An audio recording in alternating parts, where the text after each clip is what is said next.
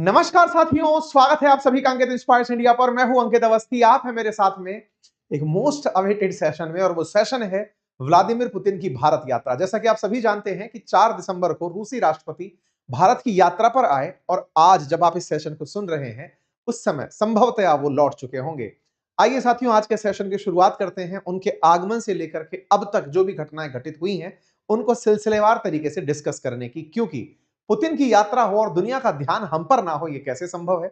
और जब पुतिन की यात्रा हो वो भारत के लिए कितनी मायने रखती होगी, ये आज के सेशन में आप और हम डिस्कस करने जा रहे हैं। आज दुनिया की हम वो प्रतिक्रियाएं भी जानेंगे जो उन्होंने फ्रस्ट्रेशन में दी हैं। कुछ लोगों ने तो पुतिन और मोदी दोनों को एक साथ ट्रोल किया है। आज के सेशन में सभी की चर्चाएं होंगी, समझने लगेंगे कि किस तरह से भारत ने पुतिन को साधते साधते वेस्ट को भी साध लिया। आज के सेशन में हम जानेंगे कि क्या अमेरिका पुतिन की इस यात्रा से खफा हुआ होगा। आइए शुरू करते हैं। कुछ तस्वीरें जिनके माध्यम से आप देख सकते हैं प्रधानमंत्री मोदी और पुतिन की मुलाकात हो रही है। बहुत गर्मजोशी के साथ दोनों मिलते हैं, गाड़ी में बैठते हैं। बहुत ही पारंपरिक तरीके से उनका वेलकम होता है। भारत के प्रधानमंत्री प्रोटोकॉल तोड़ के पुतिन को रिसीव करने पहुंचते हैं। उनका राष्ट्रपति भवन में स्वागत होता है, गार्ड ऑफ ऑनर दिया जाता है। दोनों देश मिलकर के अपनी तरफ से प्रेस कॉन्फ्रेंस करके मतलब लोगों को सवाल जवाब करते हैं। और सबका ध्यान इन दोनों की मुलाकात से ज्यादा जिस पर था वो ये कि ट्रंप इस पूरी घटना को किस तरह से रिएक्शन देंगे। हेडलाइंस में है delighted to welcome my friend president Putin to India, Putin to India. इस तरह की तमाम खबरें हेडलाइंस बनी। इसी वजह से आज के सेशन में हम जब चर्चा में हैं तो आपके सामने इस तरह से पार्टनरशिप के साथ ओवरव्यू क्या है, ट्रेड इकोनॉमिक पार्टनरशिप पर बातें क्या क्या हुई, एनर्जी पार्टनरशिप पर क्या बात हुई, ट्रांसपोर्ट कनेक्टिविटी, तमाम वो मुद्दे जो दोनों देशों के बीच डिस्कस हुए उनकी चर्चा आपके साथ करने जा रहे हैं। सबसे पहली शुरुआत एक वीडियो से जिसमें प्रेसिडेंट पुतिन का जहाज भारत में पालम एयरपोर्ट पर लैंड होता है। कल की खबर है, शाम 7:30 बजे आप इसे लैंड होते हुए देख सकते हैं। जब ये जहाज लैंड होता है तो प्रधानमंत्री मोदी खुद पुतिन को रिसीव करने के लिए पालम हवाई अड्डे पर जाते हैं। सामान्यतया ऐसा बहुत कम बार होता है जब प्रधानमंत्री अपने गेस्ट को रिसीव करने के लिए एयरपोर्ट पर पहुंचे हों। ये जो नजारा आप देख रहे हैं जिसमें प्रधानमंत्री रेड कारपेट वेलकम पुतिन को देते हुए दिख रहे हैं, और साथ में प्रधानमंत्री पुतिन का वेलकम और बहुत ही गर्मजोशी के साथ एक दूसरे से मिलते हुए तस्वीरें देते हैं। ये मायने दुनिया के लिए इसलिए भी खास हैं क्योंकि आखिरी बार जब 2021 में पुतिन भारत आए थे तब भी कुछ इसी प्रकार से प्रधानमंत्री प्रोटोकॉल तोड़कर इन्हें रिसीव करने गए थे। तो सवाल बनता है इसमें फिर नया क्या है अगर ऐसा रिसीव किया गया है। नया यह है कि आज पुतिन पूरी दुनिया की आंखों में अखर रहे हैं, विशेष रूप से पश्चिमी देशों की आंखों में अखर रहे हैं। वो ये मानते हैं कि पुतिन पर हमने इतना प्रेशर क्रिएट कर दिया है, क्योंकि आपको याद होगा बाइडेन जाते जाते ये कहकर बड़े खुश हुए थे कि हमारे चलते अब पुतिन दुनिया से आइसोलेट हो गए हैं। लेकिन ऐसे आइसोलेशन में कि जब रशिया यूक्रेन युद्ध चल रहा हो और वो बकायदा भारत में रेड कारपेट वेलकम पा रहे हो और भारत के प्रधानमंत्री प्रोटोकॉल तोड़ के उन्हें रिसीव करने जा रहे हो, तो ये सुर्खी बनना लाजमी है। वैसे आप सभी जानते हैं कि पुतिन ने भी मल्टीपल टाइम भारतीय डेलीगेशंस के लिए प्रोटोकॉल तोड़े हैं, चाहे फिर जयशंकर साहब की मुलाकात हो या डोभाल साहब की मुलाकात हो। पुतिन खुद उनसे व्यक्तिशः मिलने रशिया के अंदर प्रेजेंट रहे हैं। ऐसे में सवाल बहुत बड़ी सुर्खियों में ऐसे तैरने लगा कि पुतिन की इस मुलाकात में जयशंकर साहब उन्हें रिसीव करने के लिए जाएंगे, लेकिन यहां पर रिसीव करने के लिए जब प्रधानमंत्री खुद पहुंचे तो लोगों का ध्यान निश्चित ही इस ओर आकर्षित हुआ, क्योंकि प्रधानमंत्री का यहां पर पहुंचना एक्सपेक्टेड नहीं था। मीडिया में कुछ समय पहले तक कहा जा रहा था कि जयशंकर साहब उन्हें लेने जाएंगे, लेकिन प्रधानमंत्री पहुंचते हैं और उन्हें यहां पर रिसीव करते हैं। यह बात हेडलाइन बनती है कि प्रधानमंत्री मोदी ने पुतिन के लिए अपना प्रोटोकॉल तोड़ा। रशिया ने भी इसे बहुत बढ़ा चढ़ा कर लिया। रशिया के जो स्पोक पर्सन हैं उन्होंने इसे बहुत बड़ी अपने लिए स्वागत के रूप में कंसीडर किया।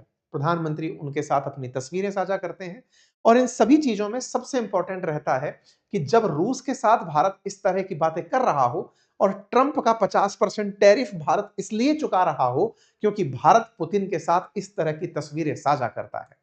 आपसे पूछा जाए कि एक तस्वीर की कीमत तुम क्या जानो, तो जवाब बनता है 50% टैरिफ ट्रंप की नजर में। ऐसा मैं क्यों कह रहा हूं, क्योंकि भारत पर रेसिप्रोकल टैरिफ 25% है और 25% टैरिफ प्यार के नाम पर चुकाया जा रहा है। भारत और रूस की जो ये मित्रता आप देख रहे हैं, इसकी कीमत प्रत्येक भारतीय 25% टैरिफ में चुकाता है जब वो अमेरिका को कोई सामान निर्यात करता है। इसलिए आप सबका कंट्रीब्यूशन इस तस्वीर में है, इसे देखना होगा। डोनाल्ड ट्रंप वही व्यक्ति जिन्होंने भारत और रूस पर टिप्पणी करते हुए एक मरी अर्थव्यवस्था बताया था, आज उन दोनों देशों की तस्वीरों ने लोगों को चौंका दिया। मेरे प्यारे साथियों, यहां पर एक और बड़ी आइकॉनिक घटना घटी और वो घटना ये थी कि प्रधानमंत्री मोदी के साथ पुतिन बैठकर उन्हीं की गाड़ी में प्रधानमंत्री के आवास तक गए। ये जो तस्वीर आप देख रहे हैं, इसके बहुत मायने निकले। बहुत सी जगह सोशल मीडिया पर ये चर्चा का विषय रहा, जिसमें प्रधानमंत्री नरेंद्र मोदी पुतिन के साथ बैठ करके चल रहे हैं गाड़ी में। अब यहां पर गाड़ियों के बारे में बड़ी चर्चाएं हुई। आप जिस गाड़ी को देख रहे हैं, भारत में बहुचर्चित कार फॉर्च्यूनर है, जो कि टोयोटो कंपनी की है। टोयोटो जापानी कंपनी है। प्रधानमंत्री खुद रेंज रोवर में चलते हैं, मर्सिडीज मेबैक उनके पास है, तमाम गाड़ियां उनके पास हैं। उसके बावजूद वो एक जापानी कार के अंदर बैठकर और उसमें भी पुतिन को साथ लेकर पहुंच रहे थे। तो सवाल ये बनता है कि ये जो तस्वीर सामने आ रही है, इसके मायने क्या निकाला जाए। प्रधानमंत्री मोदी की कार में सवार होना, इसके डिप्लोमेटिक मायने निकाले जाने शुरू हुए। ये वही तस्वीर है जो पिछली बार आप लोगों ने देखी थी, जब प्रधानमंत्री नरेंद्र मोदी पुतिन की गाड़ी में जाकर बैठे थे, जब वो चाइना में थे। ये दोनों लोग सेम कार साझा करके दुनिया का ध्यान बहुत आकर्षित कर रहे हैं। लोग इसी चीज पर सवाल पूछना शुरू किए। हमने भी ट्विटर हैंडल पर आपसे इस बारे में चर्चा साझा की। यहां पर गाड़ी का नंबर दिख रहा था, जो कि महाराष्ट्र के किसी पुलिस के अधिकारी के नाम पर रजिस्टर्ड था। टोयोटो गाड़ी का ब्रांड दिखाई दे रहा था।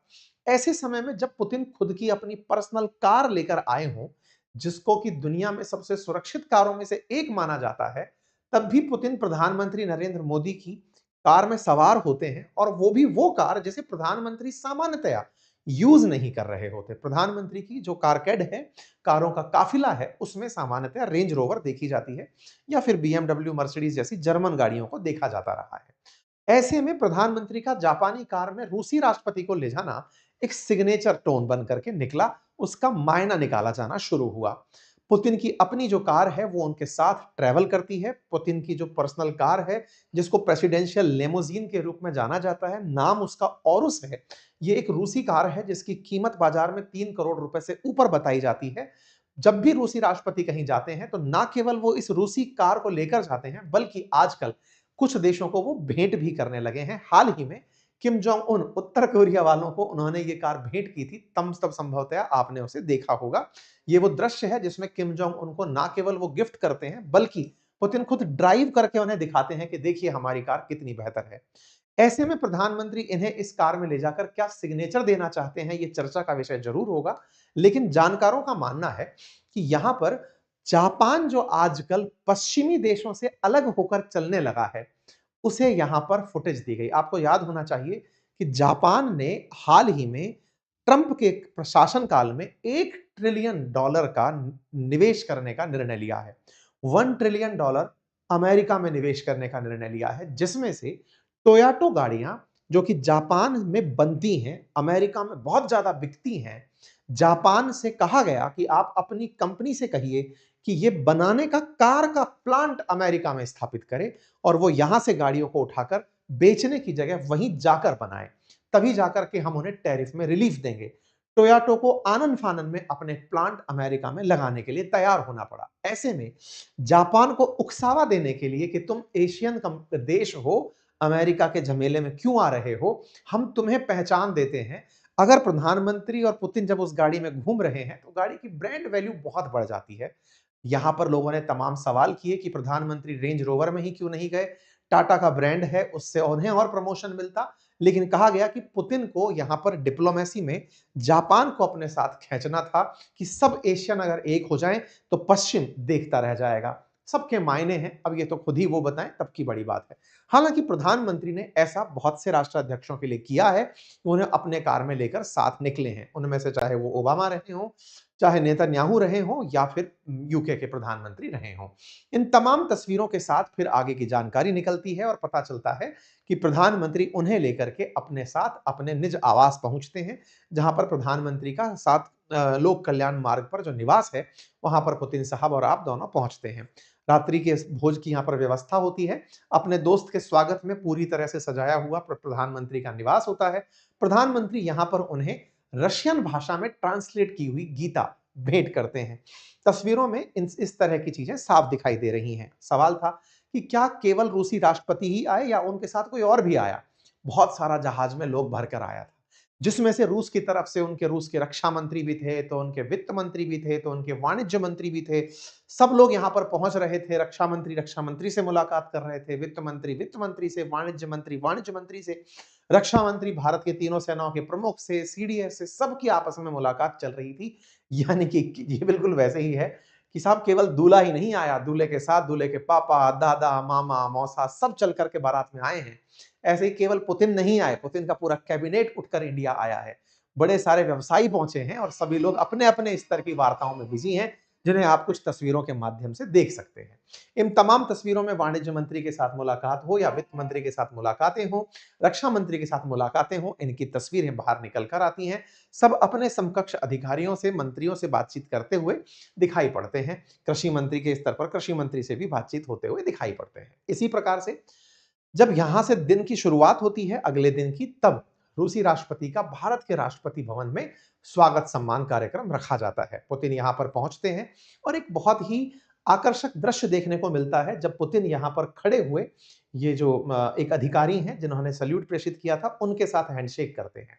सामान्यतया इस विषय पर चर्चाएं कम होती हैं, लेकिन लोगों ने कहा कि चूंकि आप एक सेना के अधिकारी रहे हैं, गुप्तचर एजेंसी के अधिकारी रहे हैं, खुद पुतिन, ऐसे में उन्हें सेना के जवानों का सम्मान करना आता है।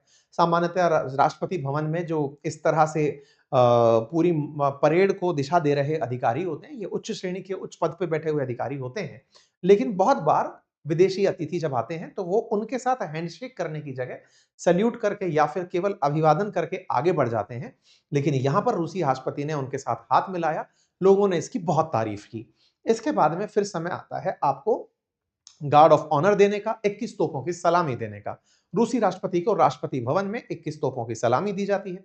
बिल्कुल कन्वेंशनल अंदाज में घुड़सवार जो लोग हैं उनके प्रेजेंस में प्रॉपर तरीके से आपको रूसी राष्ट्रगान के साथ में 21 तोपों की सलामी के साथ में स्वागत गार्ड ऑफ ऑनर का दिया जाता है। ये एक प्रकार से अतिथि को दिया जाने वाला वो सम्मान है कि आपका हमारे देश में स्वागत है। देश का राष्ट्रपति, हमारे देश का राष्ट्रपति श्री द्रौपदी मुर्मू जो हैं, वो हमारे देश की प्रथम नागरिक भी हैं। तो प्रथम नागरिक दूसरे देश के प्रथम नागरिक का स्वागत कर रहा है। इस पूरी घटना का सेरेमोनियल मतलब ये निकाला जाता है कि आप किसी भी देश के जब राष्ट्रपति का स्वागत राष्ट्रपति से करवाते हैं, तो देश का प्रधान एक दूसरे से मिल रहा है। मतलब खुद प्रधानमंत्री भी भारत के राष्ट्रपति के लिए जिम्मेदार हैं कि हाँ भाई, हमको राष्ट्रपति के सामने जाना है, कुछ उस तरह से है, ठीक है? तो यहाँ पर इनकी मुलाकातें होती हैं और इस मुलाकात के मायने निकलते हैं। जिम्मेदार से अर्थ कॉन्स्टिट्यूशनल तरीके से मत निकाल लीजिएगा। मेरा मतलब है हायरार्की में, सम्मान में राष्ट्रपति भारत के अंदर प्रधानमंत्री से ऊपर आते हैं, ठीक है सर? यहाँ पर ये तस्वीरें बाहर निकल कर आती हैं। तस्वीरों के साथ-साथ फिर पुतिन राजघाट जाते हैं और अपनी तरफ से महात्मा गांधी जी को ट्रिब्यूट पे करते हैं। यहाँ पर फिर अपनी तरफ से अपने एक्सपीरियंसेस साझा किए जाते हैं। हैदराबाद हाउस जाते हैं, वहाँ पर दोनों मीडिया के साथ थोड़ी देर के लिए रूबरू होते हैं, तस्वीरें खिंचाते हैं, दोनों के बीच में एग्रीमेंट साइन होते हैं। दोनों एक-दूसरे के बारे में मीडिया के सामने बातें रखते हैं, जिसमें यूक्रेन क्राइसिस के ऊपर भी बात होती है। दोनों के एक-दूसरे के साथ ट्रस्ट के बिल्डिंग पर भी बातचीत होती है। यूक्रेन क्राइसिस पर भारत के द्वारा कहा गया कि भारत न्यूट्रल नहीं है। रशिया यूक्रेन मामले में भारत शांति के साथ खड़ा है। आपको याद होगा 2022 से ही भारत ने डिप्लोमेसी, डायलॉग और पीस, ये 3 शब्द ऐसे पकड़े हुए हैं कि रशिया यूक्रेन में हम किसके साथ हैं? बोले साहब हम शांति के साथ हैं। शांति, पीस से कहा गया है। शांति, डिप्लोमेसी, डायलॉग, हम इन 3 चीजों के पक्षधर हैं। ना हम रशिया के पक्षधर हैं, ना हम यूक्रेन के पक्षधर हैं। बिल्कुल उसी तरह से हमने फिर इस बात को दोहराया। पुतिन इस बात से मतलब खुश थे, लेकिन भारत का कोई यहाँ पर ऐसा स्टैंड नहीं था कि हाँ साहब आप बहुत बढ़िया कर रहे हो, यूक्रेन के साथ जमीन छीन लो। हमने कुछ ऐसा बयान नहीं दिया है, ठीक है? एक दूसरे की तारीफ में बढ़िया-बढ़िया बातें होती हैं। याद किया जाता है दोनों देशों के बीच में 25 साल हो गए हैं। इंटरेस्टिंग बात है, दोनों देशों के डिप्लोमेटिक रिलेशन के 25 साल हो गए हैं। 25 साल पहले इन रिलेशंस को शुरू करने वाले भी पुतिन ही थे। 25 साल बाद भी आप 25वीं एनिवर्सरी बनाने वाले भी पुतिन हैं। और अगर ये जो दवा लेने की सोचते हैं जिससे ये अमर हो जाएं, तो शायद 50वीं सालगिरह भी बनाते हुए पुतिन ही दिखाई दें। ये एक सरकाज़म भी हो सकता है और एक शुभकामना भी। सरकाज़म इसलिए, पुतिन 25 साल से सरकार में बने हुए हैं। सरकार में बने रहने में आपको अपोजिशन के साथ में क्या व्यवहार रखा जाता है, वेस्टर्न मीडिया आपको तानाशाह की तरह प्रेज़ेंट करता है कि आपके सामने कोई खड़ा ही नहीं हो पाता। जो खड़े होते हैं, उन्हें विचित्र प्रकार के ज़हर दे दिए जाते हैं। ऐसा पुतिन के बारे में चर्चाएँ होती हैं। पर कोई नहीं, भारत के साथ 25 सालों में आपने जो कोऑपरेशन किया, वो हमारे हित में है, इसलिए भारत आपका स्वागत और सम्मान कर रहा है। फिलहाल के लिए हमारी यहाँ पर मुलाकातें होती हैं, प्रॉपर एक-दूसरे के साथ ओपिनियन साझा होते हैं। दोनों देश अपने विज़न साझा करते हैं, दुनिया में शांति के लिए बातें होती हैं। ये केवल बातें ही होती हैं। अब आप सब इतनी सारी बातें सुन रहे हैं, तो यहाँ तक तो आपके मन में क्यूरोसिटी ये बात की पैदा होने लग गई होगी, अरे हो गया स्वागत सम्मान, आगे भी बताओ वेपन सुखोई 57 लिया कि नहीं? ब्रह्मोस को लेकर कोई बात हुई कि नहीं? या एस-400 पर कुछ और मिलेगा कि नहीं? एस-500 की जगह कुछ प्लानिंग हो रही है कि नहीं? कुछ नहीं हुआ। क्या कोई ऐसी बात हुई जिसकी वजह से ये यात्रा यादगार कही जाएगी? आंसर है, कुछ नहीं हुआ। मैं ऐसा क्यों कह रहा हूँ? दोनों देशों ने अपनी तरफ से अच्छी-अच्छी वार्ताएँ करी, जनता को संबोधित किया, जॉइंट स्टेटमेंट जारी किया, 23वीं बार आपस में बैठ रहे थे, एमओयूज़ पर साइन हुए, उनकी एक रेगुलर लिस्ट निकल कर के आई कि सब तरह की बातें हो चुकी हैं। उन तमाम बातों में मैन पावर मोबिलिटी की व्यवस्था, health care medicine, food safety standard, जहाज निर्माण, समुद्री सुरक्षा, कृषि और फर्टिलाइजर, परमाणु ऊर्जा सहयोग, कुडानकुलन में और ऑलरेडी रशिया द्वारा एशिया का सबसे बड़ा परमाणु रिएक्टर भारत में बनाया जा रहा है, तो उसकी चर्चाएं फिर से हुई। कुल मिलाकर के इन सब बातों में केवल बातें ही थी, कोई भी ऐसी चीज नहीं थी जो हेडलाइन बनती। ना तो फाइटर जेट से संबंधित कोई बात, ना ही तेल से संबंधित कुछ बात। हालांकि कहा जरूर गया कि भारत तेल लेता रहेगा, पुतिन के द्वारा ये बात बोली गई, लेकिन एक भी ऐसा स्टेटमेंट नहीं दिया गया या एक भी ऐसी डील नहीं थी जो कि अमेरिका को मौका दे टिप्पणी करने का। ये बात एकदम व्यवहारिक तरीके से रखी गई बातचीत थी। दोनों देश के राष्ट्राध्यक्ष हर साल मिलते हैं, तो कुछ नए समझौते होते हैं, बिल्कुल कुछ वैसे ही अंदाज में बातचीत हुई। कहा गया कि पिछले साल के मुकाबले हमारा व्यापार बढ़ा है, 12% के साथ हमारी ग्रोथ हो रही है, इसी वजह से $100 बिलियन का दोनों देश आने वाले समय में ट्रेड करेंगे, ये टारगेट रख करके आगे बढ़ा जा रहा है। भारत और रूस के अंदर रशियन टुडे का जो न्यूज़ चैनल है, वो भारत के अंदर अब चलने लगेगा, इस बात के लिए एग्रीमेंट हुआ। एक तरीके से समझने की बात ये है कि रूस अब अपनी बातें भी भारत में खुलकर रख पाएगा। एक रूसी मीडिया चैनल भारत में अब ऑपरेट होने लगेगा, क्योंकि भारत में स्पुतनिक को, रूसी रशियन टाइम्स को खूब देखा जा रहा है, तो रूस इस काम के लिए भारत के साथ मिलकर आगे बढ़ रहा है। खैर, एक और चीज जो बाजार के लिए इंपॉर्टेंट थी, वो ये कि अब रूस के भी जो इन्वेस्टर्स हैं, वो भारत के निफ्टी 50 के अंदर इन्वेस्ट कर सकेंगे, यानी कि नेशनल स्टॉक एक्सचेंज में इन्वेस्ट कर सकेंगे। कुल मिलाकर के बातचीत साधारण थी, कोई भी ऐसा पॉइंट बाहर नहीं निकल कर आया जो कि वाव फैक्टर लेकर आए या फिर रिएक्शनरी चीजें लेकर आए। अगर कुछ भी ऐसा ये लोग साइन कर जाते, चाहे फिर वो वेपन से संबंधित होता या तेल से संबंधित होता, तो आप अब तक ट्रंप की प्रतिक्रिया देख चुके होते। ट्रंप शांत है, इसका मतलब अभी सब ठीक है। पैमाना यही है कि ट्रंप खफा हुए कि नहीं, ट्रंप की प्रतिक्रिया मतलब कुछ भारत ने किया हो। ऐसा कुछ नहीं था। कुल मिलाकर के दोनों देशों के बीच में साधारण बातचीत हुई, दोनों देशों ने जो चल रहा है उन्हीं पर बातचीत करते हुए चीजों को आगे बढ़ाया। अब इसके साथ-साथ जब ये सब चीजें चल रही थी, तो बात निकल कर आई कि दुनिया ने क्या रिएक्ट किया। ब्लूमबर्ग नाम के एक न्यूज़ चैनल ने कल के दिन एक फेक खबर फैला दी और कहा कि $2 बिलियन का भारत ने सबमरीन डील कर लिया है रूस के साथ। लेकिन अगले ही दिन वो खबर गलत निकली। ये न्यूज़ भारत के अंदर पब्लिक हुई और उसमें बताया गया कि ऐसा कोई भी डील साइन नहीं हुआ है। पीआईबी के अंदर इसका फैक्ट चेक किया गया। ठीक इसी तरह से दुनिया भर की मीडिया ने, चाहे नेक्स्टा रहा हो, चाहे रशिया रहा हो, चाहे बीबीसी रहा हो, दुनिया भर के न्यूज़ चैनल्स ने, अल जज़ीरा ने, फाइनेंशियल टाइम्स ने, तमाम वाशिंगटन पोस्ट ने, स्काई न्यूज़ ने, सबने इस खबर को कवर किया। सीएनएन ने तो ये लिखा कि एक तरफ अमेरिका से ट्रेड डील की बात और दूसरी तरफ इतना वार्म वेलकम पुतिन का, क्या भारत दोनों को मैनेज कर पाएगा? बड़ा सवाल है, लंबे समय से लोग इसी का आंसर खोज रहे हैं। ऐसे में सबसा सवाल ये भी बचा रहा कि क्या अल्टीमेटली पुतिन भारत जाकर कुछ करना चाह रहे थे या दुनिया को केवल ये बताना चाह रहे थे कि देखो, अभी भी हम जिंदा हैं, हमारा दुनिया में अभी भी स्वागत होता है। क्या यही बताने के लिए पुतिन गए थे? पाकिस्तान के अखबारों ने भी इस खबर को कवर किया, दुनिया भर के अखबारों ने इस खबर को अपने-अपने स्तर पर कवर किया, जिसकी तस्वीरें निकल करके आपके सामने कुछ इस तरह से चल कर आई। यहाँ पर इन्हीं खबरों के बीच में कुछ ऐसे ट्वीट्स बाहर निकल कर आए जिसमें रूस के खिलाफ यूक्रेनियंस का गुस्सा निकला। यूक्रेनियंस ने इसे बहुत ही बुरे शब्दों में अपनी तरफ से गाली देते हुए, भद्दे शब्दों का प्रयोग करते हुए भारत के चैनल्स पर काफ़ी ज़्यादा टिप्पणी की, कहा कि एक मास मर्डरर का भारत स्वागत कर रहा है, रेड कारपेट पर वेलकम पुतिन का हो रहा है, जो कि आधुनिक विश्व के हिटलर हैं, जो कि नशंस लोगों की हत्या कर रहे हैं, यूक्रेन में गोले गिरा रहे हैं, भारत में इनका इतना खिलखिलाते हुए स्वागत हो रहा है। यूक्रेनियंस बुरी तरह चिढ़े हुए थे, तो लोगों का जवाब निकल कर आया कि अगर पुतिन ट्रंप से मिले तो कोई दिक्कत नहीं, लेकिन अगर पुतिन ट्रंप से मिले, शी जिनपिंग से मिले, मैक्रोन से मिले तो कोई दिक्कत नहीं, लेकिन भारत से मिले तो लोगों को इस बात से दिक्कत होने लगती है। लेकिन कोई बात नहीं, लोगों को प्रतिक्रिया का मतलब अधिकार है, तो लोगों ने उसी हिसाब से प्रतिक्रिया दी। कुल मिलाकर के दोनों देशों पर लोगों की टिप्पणियां खूब सारी आई, पर सभी लोगों ने ट्रंप का भी खूब सारा मीम मार्केट बनाया। इस बीच में ट्रंप और ये वापस से निकल कर वायरल हुआ, जिसमें कि सब तेरी वजह से हुआ है, पर बोले मैंने किया क्या है टाइप से इस तरह का मीम बाहर निकल कर आया। एक और मीम बाहर निकल कर आया जिसमें कहा कि लो अब बरनौल लगाओ।